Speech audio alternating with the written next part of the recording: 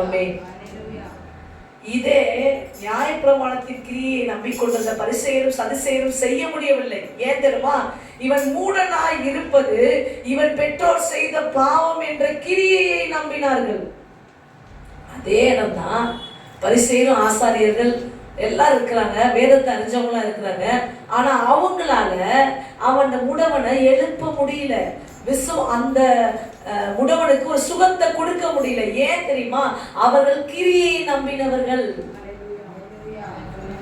வரீங்களா என் கூட? கவனிக்கிறீங்களா?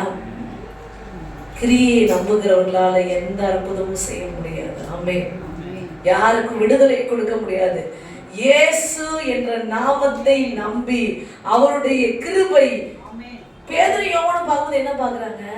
இவன் மேலே ஆண்டவர் கிருபை வச்சிருக்காரு. ஆனா பரிசேயர் ஆசாரியர் பார்க்கும்போது என்ன பார்க்குறாங்க? இவன் பெற்றோர் செய்த கிரியையினால குற்றத்தினால தான் இப்படி இருக்கிறான்னு பார்க்குறாங்க. ரெண்டு பேருடைய பார்வைக்கு வித்தியாசம் இருக்குது. ஆமென். ஹல்லேலூயா. இவர்கள் கிருபையை பார்த்தார்கள், அவன் மேல் தேவன் இரக்கம் வைத்திருப்பார் என்று பார்த்தார்கள். அதனால் அந்த இரக்கத்தினால இயேசு என்ற நாமத்தில் இருக்க விசுவாசம் சொல்றாங்க பாருங்க, 16வது வசனம்.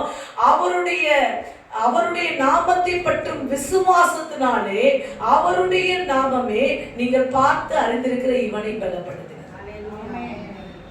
ஹல்லேலூயா. இப்ப அப்போஸ்தலர்கள் இயேசுவின் கிருபையை, தேவனின் கிருபையை நம்பி விசுவாசித்து கிரியை செய்தார்கள். இப்ப புரிஞ்சுச்சா கிருபையை விசுவாசிக்கிற கிரியை என்ன அப்படின்னு? ஒருத்தருக்கு புரிஞ்சிருக்கு, எத்தனை பேருக்கு புரிஞ்சிருக்கு? நீ கிருபையில இருக்கியா கிரியையில இருக்கியான்றத கண்டுபிடிக்கிறதுக்கு வழி என்ன தெரியுமா? ஒரு குஷ்டரோகமோ ஒரு கேன்சர் பேஷண்ட்ஸோ நீங்கள் பார்க்கும்போது, அதான் பெரிய வியாதி என்ன சொல்கிறேன், பிகஸ்ட்டு நீங்கள் போராடுற ரொம்ப பிகஸ்ட் டிசீஸ் நம்ம பார்க்குறோம். அவனை பார்க்கும்போது அவனை தேவ கிருபைக்குள்ளே வச்சு பார்க்குறியா, அவன் கிரியை வச்சு பார்க்குறியான்றதை பொறுத்து தான் உன் பிலீவிங் எப்படி இருக்குன்னு தெரியும். ஆமென். ஹல்லேலூயா. எத்தனை பேருக்கு விளங்குச்சு? நீ ஒருவேளை அவனுடைய கிரியையினால் அந்த வியாதி வந்துச்சுன்னு பார்த்துட்டு இருக்கீங்கன்னா நீயும் கிரியை நம்புகிறவன் தான். அல்லேலூயா.